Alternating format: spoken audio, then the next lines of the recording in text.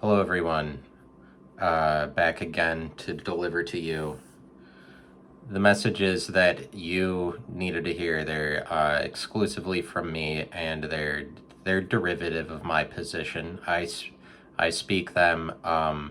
They were going to happen, or they weren't, but um, changes will possibly be coming in the future. For this podcast, I'm going to do it from my car, and then have guests on in my car, and I'll call it not getting into a car accident. But I will keep, maybe I'll just keep counting the episodes because I haven't gotten into a car accident while I'm doing this podcast either. But there's something appealing to me maybe about changing the name, but I want to change it and maybe have this podcast where I'm just telling you about it, where I videotape the road, where the video is just of the road, and then it's just me and whoever my guest is, we're talking, and then they could play the music that they wanted or something like that. But the world is kind of I'd say that the world is embarrassed, or I like if you might be captured by embarrassment. Watch out. I know that I am, but I'm saying embarrassment. I think that the world is embarrassed, and like it's embarrassing the way that everybody's kind of secretly goes into their homes. They don't really talk to their neighbors. The community in America is sort of dead, but community is talked about so much in America politically, and a lot of it doesn't really translate into anything because it's superficial since um, America is the place that values the community the least, or they use it the least. Like America is a lot of places in America, they don't. It's not very community-ish. But Africa, for instance, needs to rely on the community quite a bit. Like in America, they're so rich. There's lots of people that don't need to rely on a community, but this community is overemphasized for political purposes. It's a superficial thing. It's a publicity thing, advertising thing. The community, it's like a shield that people use, like society, something you can blame things on. But it's like in America, they advertise the community like we need to help out the community in Houston because they have floods. But when nobody lives in that community unless you're from Houston, in reality, communities are all competing with each other. Like if you're going to emphasize the community, you're talking about how your community needs to pool its resources in order to better itself, but a community is really localized. And if you're going to say that it's important to emphasize the community, if I'm going to emphasize my community, why would I be pooling resources besides that I'm trying to get ahead? It's actually a competitive thing. If you emphasize the community, you're saying my community, because really I'm not going to care about the community of Houston when I don't live there. And so it's when you use the word community, you make it localized like that. You're emphasizing the people that live there, through advertising and publicity, people just invoke the term enough flippantly to and then it doesn't apply. But it's people invoke it flippantly enough that it's becomes something like love, where well, of course we're all on the side of love, we're all on the side of communities, even though it's pretty specific what community you're talking about. But I'm not really talking about the community. I'm talking about how the there isn't always a connectedness, and especially in today's day and age, with everyone going on their phones, and you've never heard anybody mention that before. Did you know that people are actually on their phones more than they were 20 years ago? They're actually, it's this thing where the people are getting involved in, where they're getting on board with the interconnected web, or something that they call it. People are going online, and it's some scary shit. But I'm just talking about how the world is kind of embarrassing. But this is a message that I have for you today. I'm telling you not so much something that is a criticism, but I have some good news for you. I'm sharing with you the good news of the gospel, but not to be blasphemous or anything. I know that there's like quote unquote a real gospel, but I'm telling you a derivative gospel that comes from what I'm thinking about.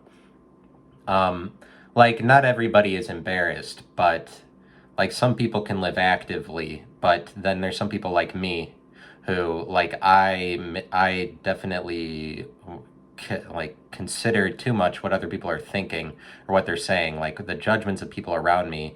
But and you would gather that by listening to enough podcast episodes. I talk about that I'm paranoid and stuff like that, but paranoia is kind of like embarrassment because you're embarrassed to be like under a magnifying glass, or like that's what you might think is happening if you're paranoid, but it's like it's not just in your mind, like it's not fake if you're paranoid. But I guess like if you're not into paranoia, if you're not a paranoid person, you wouldn't understand the plight of somebody who was. And so like probably it gets a reputation a little bit for like paranoia is just people making shit up or living in fantasy land, but it's like uh don't deny the power of paranoia in your lives, in your hearts and lives. Use it when it needs to be used. Or it's like it's not useless.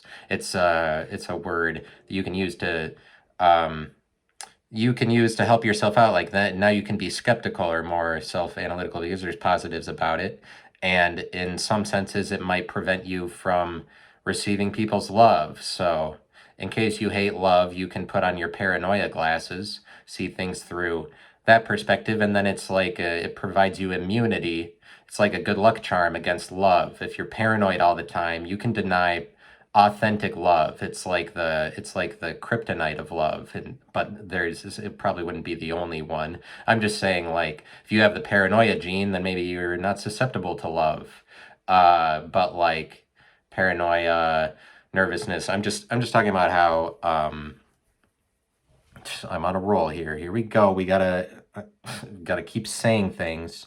Um, Definitely, obviously, when it's like when it's typically say things for an hour, you do have to keep saying things, but it's like um so that's like I'm breaking the fourth wall, but I've done that before. I've mentioned breaking the fourth wall before, but like mentioning what you did before isn't that great. So I'm backing out right now. I'm excusing myself for this last few seconds of things. I'm like, well, by the way, I don't have to keep talking, so don't hold me to that. By the way, like, oh, this is improvisation. I'm giving you some disclaimers along with the diatribe. I mean, along with the monologue that I was giving you some disclaimers to excuse myself. You can use excuses in life, but like paranoia, I would say that I can be like authentically paranoid, and then you might be able to deny somebody's love. It's like paranoia isn't always bad, love isn't always good. Is really all that I'm saying, but I'm being a little bit facetious.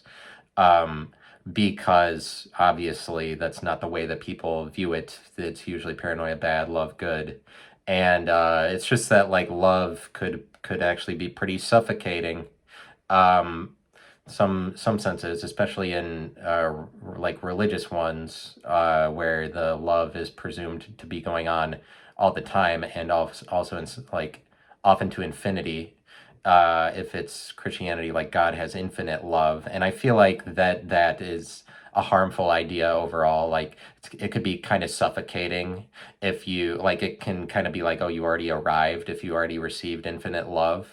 And so it's like paranoia and skepticism can be a useful tool in the event that you're receiving some bad love, or what you might perceive to be bad love. But it's like not all love is good, but people are like, all you need is love, as if every form of it is a good one. But it's like, you, you know, but I'm talking about a paranoia is a little bit like embarrassment because it's like it provides a shelter for you, but like being sheltered, embarrassment, if you look up the etymology, is it means to be in barred, or just like captured or barred. But like it also means to be perplexed or to be thrown into doubt, that you're embarrassed, like you're perplexed, but basically that the way that I interpret it, reading definitions and etymology of it, is that it's like being cast under the shadow of something or somebody else, or like kind of being subject to an authority, but it's like, it's kind of like if you're truly subject to something, then you don't have any answers for it, then you're not outside of the borders of it, and you can't say enough about it in order to clear yourself of it. Like if you're really captured by something, then you're embarrassed. But I'm saying like the world is it's embarrassed and at a higher level than people are able to recognize, but like to the point that the world, and it is that way because the world doesn't describe it that way. Like I think that the world is embarrassed, but they don't even say that. And I think that part of the reason they don't say that is because they would be embarrassed to say that, because it's embarrassing to reference embarrassment too many times. Like if you bring up, like if I was talking to you in a regular conversation, I kept saying embarrassment over and over again, you would think that there was something wrong with me or that I was embarrassed. And people don't want to be embarrassed, so they don't mention when they don't mention embarrassment, or they wouldn't bring it up as like this objective idea that like that this is a factor in people's lives. Um but I'm saying like the world, it seems like everybody in the world is embarrassed because like there's a secrecy that goes on. Like apartment complexes that I live in, it's somewhat neighborly. Like I might know my neighbors, but like generally people are going to their houses and then they're just kind of, it's like secret that they live in their houses. It's like it's not a community. It's not this big connected thing. And maybe money does that. Like when you have money, you are granted the right more and more to like live alone or something. Maybe, uh, possibly. Like I'm just saying, America has a lot of money. That's why they don't need a community. Or they don't, it's like America kind of uses the community the least, but they emphasize it a lot just because of politics. But like the political the political persona of America is so strong. Or I mean they're just so into politics, whatever. But like they you wouldn't reference embarrassment, because if you said embarrassment too many times it gets embarrassing. But I'm making the point that, so it's like, I think that there is an overabundance of embarrassment. I don't think that everybody is embarrassed. That would be like saying that everybody is anxious when they're not. But like America kind of has this growing problem with anxiety, where anxiety is kind of like a generalized description of people dealing with uncertain situations, and it's like just anxiety just is a lot of uncertainty. But if you're embarrassed by something, or it's kind of like being frozen by something or somebody's look or judgment, or like what you think is a look or a judgment, or like being like trapped in your own appearance, or like thinking that your appearance is too much of what represents you, or like that, like thinking that people could trap you or define you based on something as insignificant as an appearance, as opposed to like what is deeper than that. Like embarrassment kind of freezes you, is what I'm saying. It perplexes you, but it's like you get embarrassed by somebody else or whatever, and it's like I'm just talking about the characteristics of it. It's like it's really secretive, obviously, because something that's obviously embarrassing is like if a secret of yours is revealed because it wasn't supposed to be or whatever. It's like you're supposed to keep things a secret. But I'm saying like more characteristically, the world maybe, like things are embarrassing because people retreat into their homes as if they are embarrassed, like, and they do that more because it's just easier to stay longer in your home and be entertained straight from your home. So it's like there's this level of embarrassment that seems to be getting closer and closer to home, like as opposed to like the world might have been heavily embarrassed 30 years ago, but people were still going outside more. Like maybe people were more neighborly. I don't know that that is factual, but it would seem that you can spend a lot more time in your home. And some people go into their home and it's like they got eaten by their home. Like if you really spend tons of time in your home, you stop doing things outside of it. It's like your home ate you, and it's like, oh, we lost the person, and where did they go? And like that's a possibility, but I'm saying that embarrassment is kind of constricting. And if you look up etymology for anxiety, anxiety is actually a word for like narrowness or tightness or constrictedness, but it's like that's what I guess, like you feel anxious, then it's you don't have a lot of room to operate, but it's just it's kind of like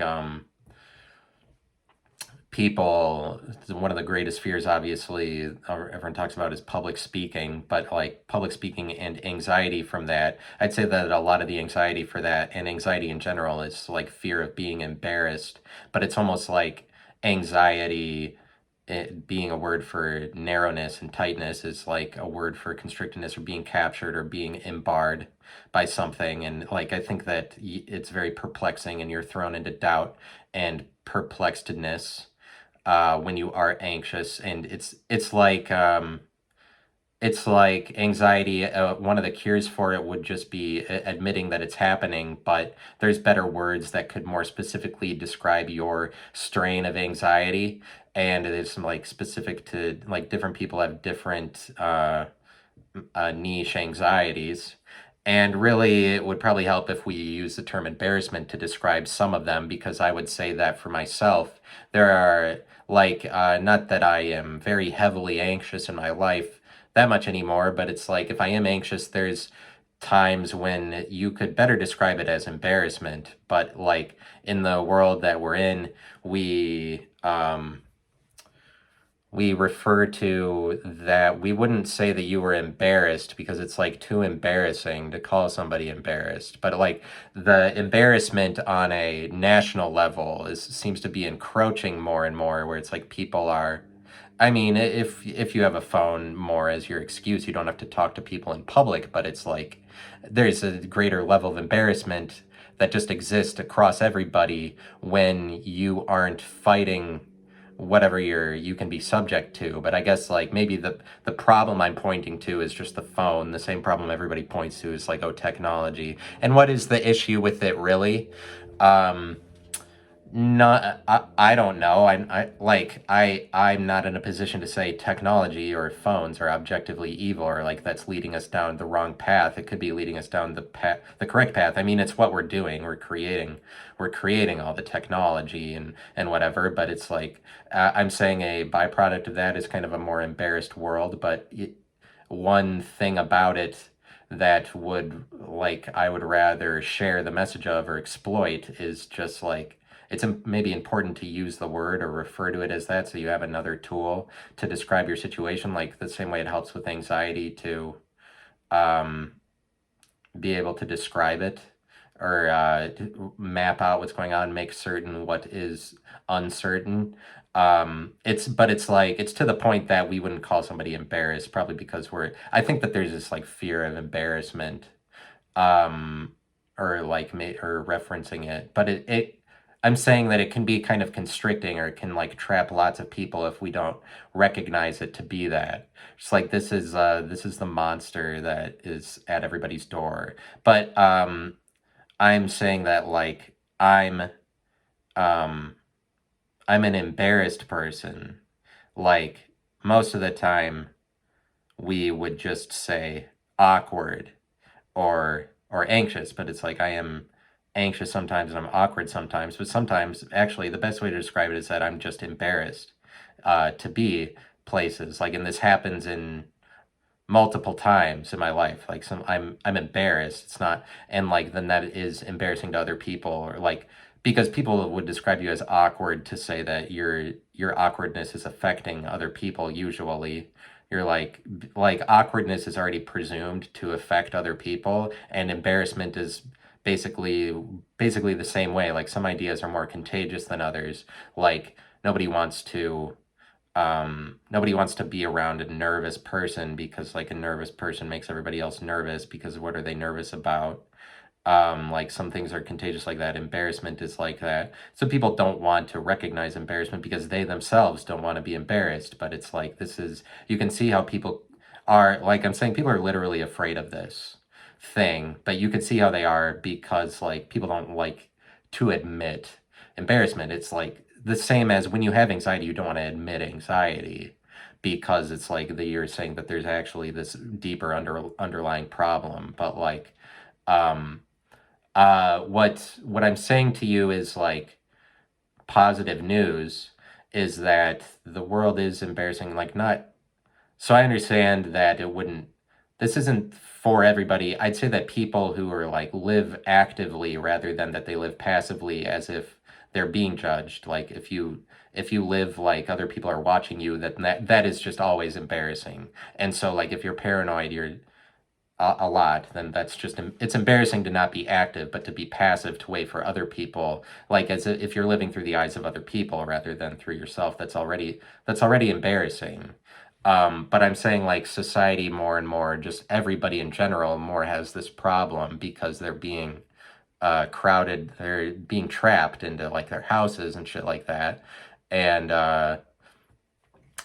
like it's just that like embarrassment is gaining ground or something like that. But part of it is that we wouldn't say, "Oh, you're an embarrassed person." Like, "Oh, I'm embarrassed," but like I'm not embarrassed all the time. It's just like that would maybe describe me. Maybe I'm more embarrassed than than your average person. But like the good news is that like I am just like recently like I consider embarrassment as a topic a lot of times, but recently I maybe was able to grasp more about like you can deal with embarrassment because everything is embarrassing. Like it's important to get to the point where you do walk around like, and it might help not all the time. Like you wouldn't want to obsess over it for years and years or anything like that. But I'm saying like recognize that the world is an embarrassed world as you are in it, and then that helps you to do or say or wear embarrassing things, because like if you can actually get to the point of recognize that everything is embarrassed like that, like everybody's in secret. But I think that it can be even more constricting if it feels like, oh, obviously if it feels like other people aren't embarrassed. But like I'm saying that the good news I'm saying is like it's fun to be embarrassed. Like it's a good thing to be embarrassed. And like you should embrace it, but that's the only way that you get past it. But it's kind of like fear itself. To the extent that the country has a problem with fear, they probably have a problem with embarrassment, and you already know that they have a problem with anxiety. But I'm talking about that like everything is kind of like fear factor, where like Joe Rogan is successful, has a really successful podcast. You could sort of look at that he was a really successful host of a show called Fear Factor, and this would tell you that he would be good at what he's doing now, because it's like to make a podcast, it involves a lot of fear factor, but like fear for things that we would consider to be fearful in America today. But it's like fear is a real problem, but we might try to ignore it. It's like the same with embarrassment, as if it's like something you could just shake off all the time. Or it's like you don't want to get into fear because you don't want to be an afraid person, and you don't want to come across that way, and you want to be strong for other people or whatever. Like maybe there's too much pressure on everybody to be a strong person also, that would cause us to say that, oh, don't delve into fear. But like there's kind of these idioms about it, like the only thing to fear is fear itself. And I don't think that it's helpful to think about that, because it keeps fear at arm's length. If you're actively trying to recognize that the only thing to fear is fear itself, um then you're like, oh, don't get into the pattern of fearing, because like fear, you shouldn't fear because the only thing to fear is fear itself. Or it's like that's something that'll make you think that don't get into fear at all, when it's like fear is maybe something that you should have more of a relationship with, rather than, because if it's always like this very generalized thing, like given up to idioms, where it's like fear as this giant thing all its own, like as an object, or like rather than that you specify certain areas of it, like it'll always make it this generalized low resolution thing, or just an image, if you chalk it up to like, oh, the only thing to fear is fear itself. Like that kind of just makes fear this one giant big thing. Or but like people do that a lot. I don't think that it's helpful because you're not engaging in what causes you to be afraid, but it's like maybe anxiety as a problem for the country is like an unwillingness to engage with what you find to be fearful. Like obviously it is, but like part of what would help bringing that down is like try to go into what scares you, but like but actually do it. But like people have to keep suppressing the things that would make them afraid. But it's like the like fear is very real, and maybe we can write it off and say like, ah, don't be afraid. Um, like I guess it's kind of like be a man in some senses, like and more applied to a time gone by when it was more the thing like, oh, you have to be a man. Um, but now men and women are more equal, and so it's not as much like pressure, like, oh, you got to be a man, because being a man is like a man is too idealistic an image. If that's something that you're chasing after, I think that that's probably not the right way of looking at it. Not that I know, this is just, I'm not your financial advisor. These are just my opinions. But it's like you wouldn't want to follow after the ideal picture of a man because you're not gonna arrive there. Like I think it's kind of a myth to be like, I need to be a man because I mean it's helpful you got to be a man or whatever, but it's like what I'm saying is that if I ever get into the territory of like, okay, I need to be a man in this situation, and there's plenty of times where it's like I'm chasing after what is an image of men or being a man to myself, and I have a collection of images of that, and they're kind of like stereotypes, but then it just causes you to participate in this drama of being a man that may or may not affect people around you positively. Like if it's just an image that you're living up to, like that's perfectionist and idealistic and like not maybe not the best approach, just because it's like it's you're not going to be able to be a man, or like that's like all the time. That's not going to be something you're able to hold on to, is like an idealistic image of an image you've seen that isn't you. Like all you can be is yourself. And so um just like whether you're a man or a woman, and it's also like men are relatively womanly and women are relatively manly. Like I think it is a spectrum. I think everything is a spectrum, but I'm saying it's the same as saying relative truth. I believe in relative truth, and like everything should be put on spectrums. I think that spectrums are so important that um, it's almost a better field than science itself. But like come up with it would be important to come up with terms to describe the entire spectrum, but like we do that when we create the electromagnetic spectrum or whatever. But like when you title a spectrum, you've titled an entire bandwidth or an entire infinity. And so that's a little bit different thing than just titling an object like a jar or something. Like that's just one thing, and it's not infinity is not very obvious, but it's kind of like it's a little bit like when you define anything, infinity is a little bit implied, and it's like what I'm saying with that is that I'm just trying to remember all the things that I want to say the rest of the episode, but there is no end to things. Like the same way that we can come to the conclusion as conspiracy theorists, as political analysts, that it's like above the screen of elected officials like representatives and presidents in Washington, there's these other actors behind the scenes. And that is the case. There's people that operate on a more global level, and they have more power, and they are at a level beyond the surface level that we see in elected officials in Washington. There's this globalist level, and like we have come to the conclusion, at least the conspiracy world, is like we see that Bill Gates is kind of at the helm of the entire thing, but like it doesn't ever end with Bill Gates. It's just that Bill Gates is like the highest level that we've been able to define on a somewhat mainstream level of who the real authoritative powers are. But it's like the authority tree never ends. There will always be something, there's always someone beyond Bill Gates. I tend to believe like it's always because it would be like saying he was the answer.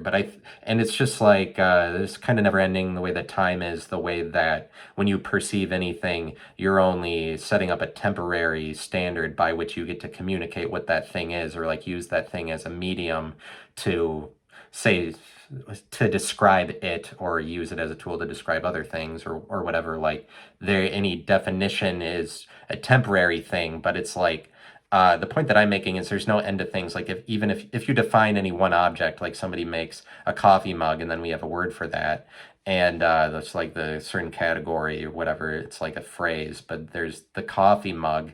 But even with any one thing that you define, that isn't the whole story. Like a coffee mug, kind of, if you define it, I would say it carries with it a certain implication that shows you that isn't the end of just the one thing that you defined, and it's like an infinite implication, because everything that you define is between both nothing and everything, because it is a something. It's not nothing, it's not everything, it's just like one particular thing. But it's like, something you define like a coffee mug, it carries with it an infinite implication that is like inseparably attached to just the one thing that you've defined it as. It's like, with things that exist in the world are both one and infinity, or in other words, they're both a particle and a wave. But like a coffee mug, the infinite implication has to do with that you could potentially create infinite coffee mugs as replications of the original. You wouldn't, you would only ever make finite numbers, but it's like the coffee mug as it exists in the grid, or in the grid that you've defined it, or like in the world, they're like, as you look at the world gives you a grid by which you see that it's infinite, because there's like infinite recognizable places even in any person's front yard, like depending on how microscopic you want to go. Even in a front yard there's infinite recognizable places, but it's uh um like, I'm just saying that the coffee mug basically can then exist in infinite different kinds of forms, like different colors, different shapes that still fit the standard coffee mug, that definition.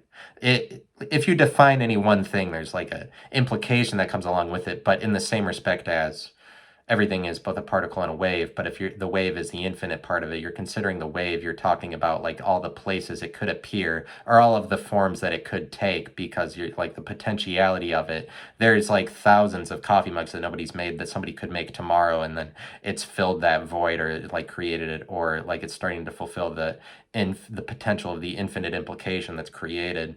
But like spectrums are infinite.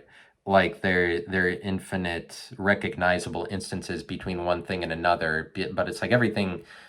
It seems like a lot of the profound revelations we have, like, oh, there's a gender fluidity, and like people who are autistic are on the spectrum. They're basically all.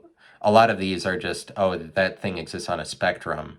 But then you have like the cable company Spectrum, and they don't do spectrums any services. They don't do anybody any services. Basically, they're a shitty cable company. But like, that they're using that word doesn't help spectrums themselves out. Like, it just kind of hinders people's ability to recognize the full potential of the thing. And so they're superstitious. They're standing over and controlling the idea of spectrums by giving you uh this perspective of spectrums that like barely relates to the depth of what a spectrum is. And so it's like misleading, it's deceitful, it's misinformation. That Spectrum calls themselves this thing, and it's like barely has anything to do with science, when the only thing they're concerned about is like sales, like something as unimaginative as that. But like, I'm saying it's superstitious because they're standing over an idea, or they're standing over a portion of it. And I mean, I guess like making money off of it, but um, like, I'm off the spectrum. I fought with spectrums. I fought with the disease, and I feel like I've beaten it. I don't know for sure. I'm trying to beat autism. Um, and I have beaten it. It was a rough battle, but I got off the spectrum. Like, that drug, that enabling set of ideas that I could have enabled myself. Like I could have been that or something. Like because it might be more susceptible to me. Like I could be autistic, but I'm not. And I fought the disease and I beat it. So I'm like I'm not like the Good Doctor, but this is like there's that show on cable TV that's called The Good Doctor, and um it's like I wouldn't want to give you the impression I was watching cable TV. Like, don't take that away. I got to give you some context. I was watching The Bachelor before. I was watching The Bachelor with some friends. The Bachelor, it's okay to watch that on cable TV. But then The Good Doctor came on afterward. Like, I wasn't seeking the show out. It's not my fault that it was thrust upon me that I know what the show is now. But it's called The Good Doctor. And I was asking one of my friends I was watching The Bachelor with, I was like, what is this show about? And they're like, oh, it's The Good Doctor, and The Good Doctor is autistic. And I just feel like that is setting a bad precedent. I think that takes the country in a wrong direction. And I will criticize cable news or whatever, but they do have a voice in the world, and they are saying something. They do have a platform, and they're using their platform to support the views of Americans who think that all autistic people are geniuses enough that they should be like the doctors among us. Um, that I took it in this direction. It's a bit off topic from what I'm talking about with embarrassment, but I'm just saying, like, um, I don't know that that's taking things in the right direction because the philosophy of that show is that you make for a bad doctor if you have a normally functioning brain. And I don't know, that's great. Like, what's the best doctor? Somebody who's completely retarded? Um, because, yeah, and I know they're like, ha ha ha, because you're not supposed to say that an autistic person would be retarded, but I must not be in a very funny mood. So like I don't even feel like making that funny or so much, but I mean I did a little bit. It's just that like what is the best doctor? Are they a retarded person? But like do people in America realize that it wouldn't be a good thing for autistic people to be doctors, or does everybody just think like there seems to be this misconception that um everybody who's autistic is smart when it's like because I think this is one of the most popular shows on cable. So there's like millions of people that like to indulge in the idea of like this, like autistic people are always special. Um, but I have news for you, which is that did you know that autistic people are there's some of them that are just mean. Like there's some of them that are just assholes and not special in any way, but like I think that there's this misconception, like acting like they're special, like they're all on there. It's a spectrum, and they're all on it. So there is something nice and special about them because they fall in a special place on that spectrum. And it's like there's actually a lot of autistic people that don't contribute anything and are just assholes. But like we don't need to marginalize them by calling them all completely different from us. They're just as unlikable as you or I or as anybody. Um, and I can say all of that because I defeated autism and I know the struggle. But it's not it's that's not mean of me to say. Uh, and at least who knows? Um, that's a fair point. Good point you made. Thanks. Um, that was me congratulating myself on the point that I made. So I will be in the future, I'm going to have guests on. What I want to do is make it a podcast that takes place in my car, and I just video the road, and then I'm talking with my guest, and then hopefully we could play music without risk of copyright or whatever. But like the good news that I'm sharing for you is that it's good to be embarrassed. So like you should be embarrassed. But I'm saying that for me it's positive to think about. But like if it would be negative for you to think like oh the world is entirely embarrassing, that's not really what I'm trying to instill in you.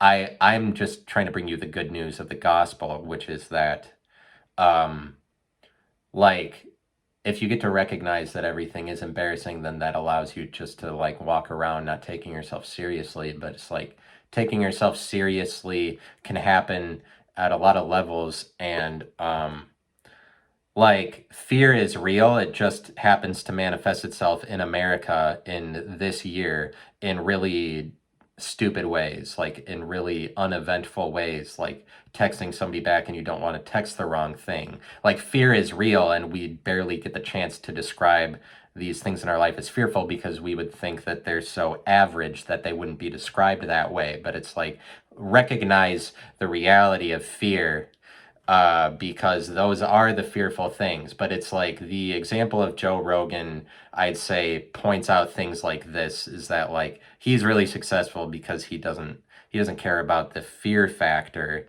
but like for social things, because that's where it really is today. And like it really is real.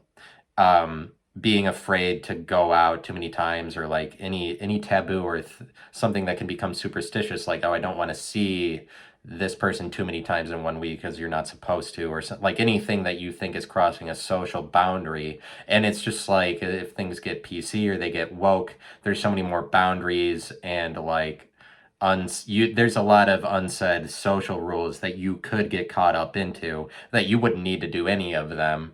But there's so many that you can get trapped by or perplexed by. But it's like the more that the phone is your excuse to like not look up and actually and break the seal, so to speak, like open up the environment, like break the whatever's making the environment an image.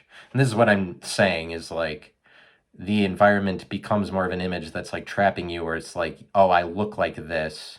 Kind of the more that you don't look around at all, or the more you're just like looking down and don't see what other people are looking at or whatever, then you're just like giving them too much credit to look at you. And like actively speaking, what helps to live actively, in my opinion, is that they're embarrassed. But it's like, obviously I could tell you that and it wouldn't, like you would have to be in the right place in life to really to really have it hit you the way that I'm saying it hits me. But like only recently do I get to reap the benefits of like it hits me. Like I finally realized it or something, but it's like that's always happening for things, but me realizing it, or just kind of being able to describe lots of situations as embarrassing, helps me to be not embarrassed by the world, or something. But like um it wouldn't necessarily impact you. So it's what I'm saying could be worthless for you your entire life, or it's just like I think that there's a moment that it's like there's a time and a place at which you recognize something, but it's like unearthing something that's been ailing you or hindering you. um I think that you like that's maybe what's positive or happy about life, are the times that you get relief from the things that you feel you should be judged by, and so you rise above them. And it's like, and I'm saying that it's specific to specific words and specific ideas, and there might only be a few days where you really get to enjoy realizing that what you believed in was bullshit or something. And I think that there's a lot of bullshitting things, a lot of factors, and the factors could be anything. And they could be specific, but it's like helpful to describe them more specifically. But it's like um, fear, like it's just the thing that you try to do. Like me, the first time that I make a podcast and I tell people, I have to tell everybody I know, like I'm going to start a podcast now, and then I have to go through with that, and I have to like create a standard that I stand behind, or it's like a new foundation, but like a separate thing that I have to maintain, or whatever. But it's like me saying that I'm a podcaster, that's part of the fear factor. But it's like this is actually how fear presents itself in our lives now. You like don't make fear this thing that you don't have because it's bigger than you, or like fear should be being afraid of snakes or something. Like fear is the things like that. Like me, I tell all my family and friends I'm doing a podcast, or I make songs, like I'm making music, and then I share that music with people. That's kind of like coming out of the closet, or something like that. Like coming out of the closet is a lot of things like that. But I'm just talking about the like secrecy, and then the things that you have in your mind to say. No, like a lot of them people don't even go into, because you have to deal with, okay, now I have to tell everybody I've had this on my mind for years, or whatever. It's like, oh, I've been trying to do a podcast. Like that's like coming out of the closet or something when you start a podcast. And like, well, I'm a podcaster, and it's something that I want to do. Like I want to share whatever, any like making TikToks or anything, like your friends and family see that. But it's like I think that the world is given it, like the world is already in an embarrassing place. It's been that way because we have contractual relationships that trap us into things for a long time, like work contracts, like having your job, and then you do the same job for enough years, and you're just like so easily defined to that anybody can critique you to be that, or like they can pigeonhole you to anything that you've done for too long. And there's like lots of things that are like that. And so the world is embarrassing like that. Everybody's entrapped and embarred into all kinds of things, and especially just the name that you're given when you're born, and you have to be responsible for everything you do as the one name, and it's expected generally that you don't change your name. And like that makes it so that that makes it more difficult to run away from anything. And like maybe it's superstitious to say you can't run away from your problems. Like you can't, but also there's a lot of legal features in place that will hold you to your problems, is why you can't run away from them. But like you can't run away from who you are, because everything that you've done, all your mistakes to this point, are all under the name that you were given when you were born. And you've incurred all of the debt of that, and you live with it your whole life because you have to keep having the name. And it's like this is an embarrassing thing, because you're always tied to like the things you did before, no matter what, because you did them as the same title, and you're not allowed to change your name. And it's like it is an embarrassing world, but maybe it's a problem that things are becoming more embarrassing. But like what and like that's really just like a message I want to say. It's like you should be allowed to call yourself embarrassed without being embarrassed, but it's like a world that's wary of what that entire realm of things is. It's like, well, I don't want to get into embarrassment. Like it's a lot more cozy and a lot more comfortable to just stay in my house. Like you can avoid a lot of embarrassing situations or like social things, by keeping your life more of a secret. And it's the same with anything you want to decide to do. Like maybe you want to make music on FL Studio, and you're like, but it's like difficult anything for you to start doing anything, especially as you get older, just because of like identities with age. And like identities with age are just pigeonholing enough as they are, that like people literally describe what it's like to be a 29-year-old, and these are the conversations we have, probably because we're too embarrassed to talk about things that are more secretive about ourselves, or like too embarrassed to talk about things that are.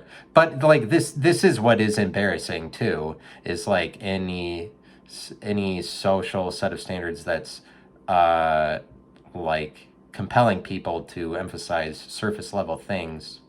Like it's pretty surface level to talk about like, oh, I turned 29, and that is so much different than 28, or it's not different at all. Like this is a pretty stupid conversation.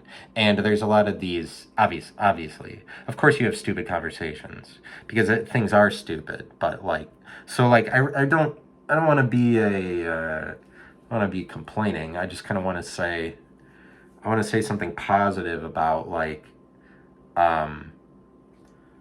obviously what I'm saying is that when the world is embarrassing, you should embrace it and be embarrassed. I'm saying that like it doesn't matter.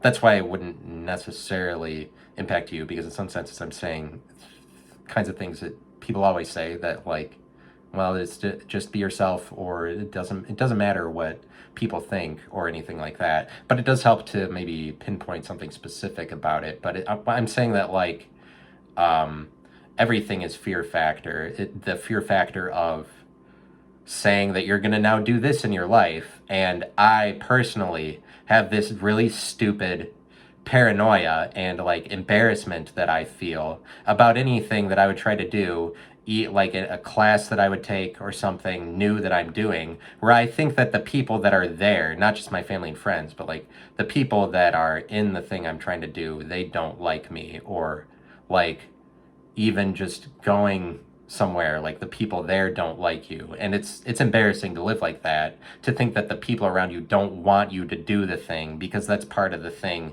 It's like, oh, they're not going to like it, even though they wouldn't care.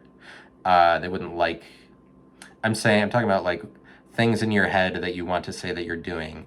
But it's like, I watched Caitlyn Jenner on the Full Send podcast recently, and she is talking about how she just for years and years and years was thinking about becoming a woman. But I realized watching this podcast is she's like candid about her choosing to become a woman, and transitioning, and it's like the trans community I've wants to take the word transition for themselves. They're like, well, oh, transition, that's when you become, you go from man to woman or woman to man. Like, oh, that's the transition. But like that's the way that Caitlyn Jenner is talking about it. It's like, oh, the transition. Like transition is obvious, like as if it's obvious it's specific to the transgender community at this point. So they're like trying to steal the word, kind of like gay people steal coming out of the closet, even though coming out of the closet is like, um, it's probably more about secrecy, if we're being honest, than being gay. It probably has more to do with like secrets you have. Like I would say that it's like everything is kind of an announcement, like when you start doing it. But like, I don't know. I guess there's people that wouldn't worry about like what their family or friends would think, but I happen to live in a world where I would be worried about any new thing I was doing because of like judgments or something. And it's like, it's secrecy, but like she's describing how when she transitioned from man to woman, that she was thinking about it for years, and it made me realize that that's just kind of like, that it's true that she did that. And like I feel like I was actually maybe a little ignorant to the thing before I heard her talk about that, like ignorant to transgenderism, like because what she's describing is like when you tell everybody that you're like going to start doing like playing the cello or something. Like I've always wanted to play the ukulele, and I've started doing it like at age 35, when you're really, oh, like you're past your prime, you're not going to get anywhere or whatever. That's not going to lead to anything. Like it seems like I believe completely what she's saying, because it's just like one of those things that she always had on her mind. Like there's plenty of those, I would say, that I have. I don't want to become a woman. That's not my lane. But like there's plenty of those that they're like things that are on your mind for years, or like things you want to do, and they could be really stupid things that should be inconsequential, or like you shouldn't care about them, but like for some reason you care that other people care. Like it seems like to me that she's just describing how that's like one of those things that's on your mind, and she's like, oh, I have to do it. And I think that it's actually really profound that she did that, because it's like she just has it, like she wants that title, or she wants like a more dynamic life, and she gets it, like, but that's actually a really valuable and interesting life as a result, because then she's like on the cover of whatever magazine as a woman, and she's also an Olympic athlete as a man. So there's never been anything like that before. But it's kind of like people need to do those things that they have on their mind to do. But it's difficult to when so many things are embarrassing, or like you can chalk it up to embarrassment ultimately. But like I would say that there's not enough dialogue about embarrassment, because it's like that is at the heart of those kinds of issues. Like you would be embarrassed to do new things, but it's like people do that. They get the opportunity to stay superstitious about things.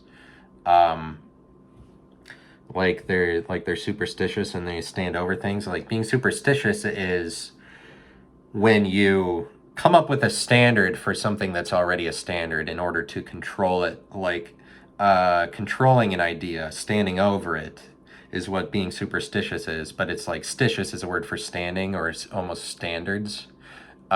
Super standards is like creating a standard on top of a standard, or creating your own set of rules for something that's already a set of rules is being superstitious. Having your own rules that control an area that's already walled off, that there's already rules for it. Like having a standard for a standard is superstitious, so like doubling it up like that. And it's like standing over a place that's standing over a standard that's meant to be temporary. Standards are meant to be temporary, but people get into this territory where they lose sight of the fact that the standard is temporary, or they think like that's what results in a lot of cases. But it's like kind of having a judgment on something and then making that judgment your life, or just abiding by the same set of rules, or playing the same game always, being stuck in the same drama, like playing the same game. And it's like in order to get out of the game, you have to unfreeze the image, or like pay respect to whatever is freezing you, or whatever is controlling the environment. Like rising above the control or perceived control of an environment, like because you could be outside and like because I'm paranoid, sometimes I think of it in terms of that, the way that other people would be looking at it. But it's like you can break the glass of it, see that everything is open and moving and flowing if you just like look around enough. But it's like that's how you defeat embarrassment, is recognizing the motion of things, that things are moving, rather than that they're frozen to things, or rather than like that the standard is all that it is, or like making the standard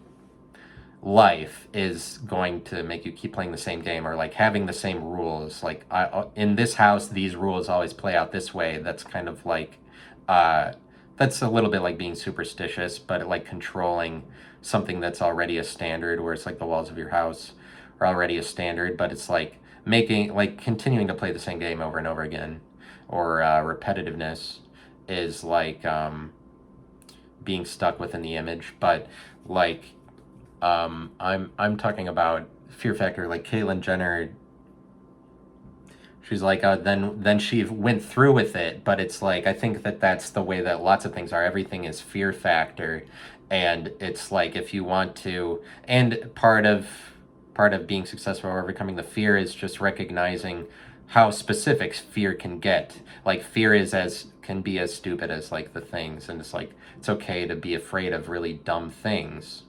And but like if you're like trying to be strong at all times, you might not be able to recognize that. If you're trying to avoid fear, that would be like trying to avoid embarrassment, I would say.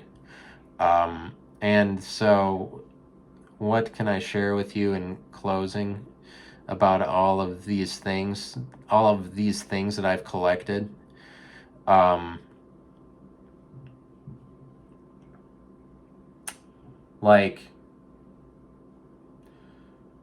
But I'm saying that Joe Rogan, like, he made a podcast, and so like he had to start doing that. He had to start doing comedy, whatever, to get an audience. But like the early days of his podcast, nobody knows that it's even a thing. But he has to produce all of the energy and enthusiasm for that. But it's actually like pretty awkward to have a podcast, because it doesn't yeah, it is just two people talking, but it's like unnatural to record it. And that involves a lot of like, you have to ignore a lot of what other people would be afraid of just to do something as simple as starting a podcast or like having guests, because it doesn't really make sense that you would record the conversation. It's almost like there's something nefarious about that. And so it's like, how do you coerce people to have an organic conversation right off the bat, especially if you have a podcast that isn't established yet? Like, you see that there would be a lot of fear involved just with that situation, but he's successful because there's not, like, he understands the importance of facing the fear, which is something he emphasizes in the show Fear Factor a lot. But I'm saying, like, Joe Rogan's whole life is kind of that, or like that's what you can point to as the reason why he's successful, is like he's also a successful host of Fear Factor, everything, because like he points out to people like, don't let this fear define you. And people are just defined by their fears in like really a lot of bullshit ways, and it doesn't have to be starting a podcast. There's just so many creative things that you can do. Like there's so many ways of conversing with people that don't exist today, that could exist, but they don't, because like it would look so ridiculous to do them. Or it's like people obviously are too afraid or embarrassed to start doing things like having conversations, or like more, I'm talking about more live podcasts or something, like where people just, or presentations. Like there isn't a place in the city that allows people to just give a presentation of anything they want, where it's like people could confront their fears of public speaking, or like it could be fun rather than like a presentation that you're doing for a job. But it's like presentations itself should be more allowed. The only way you get presentations now basically is if you're doing stand-up comedy, and then like, but it's like we haven't opened up that field of public speaking enough. It's too restricted to like, oh, you could be a comedian or you're doing it for your work, that there's this whole field of like people can give all different kinds of presentations because people like to talk to each other or whatever. People should share their thing, but like people don't. They don't create new ways of doing this because it would look so stupid in the beginning. And like I'm saying that I wish that I could start doing something like that, but I'm embarrassed. But I really am on a path to making that less my problem and more other people's problems, because what you want to do is like you want to be in a position where you can be the person, I guess, that's perplexing other people. Not that not that it's like actively you want to do that, but you could, and there's nothing wrong with that. Like it's not, but it's like, you know what I mean. You can embarrass other people, but probably you couldn't until you recognized the embarrassment that was within yourself. I'm an embarrassed person, like, but that's what I'm saying is like, that could be that's a good way to describe some people rather than awkward. It's just that they would be embarrassed, really. But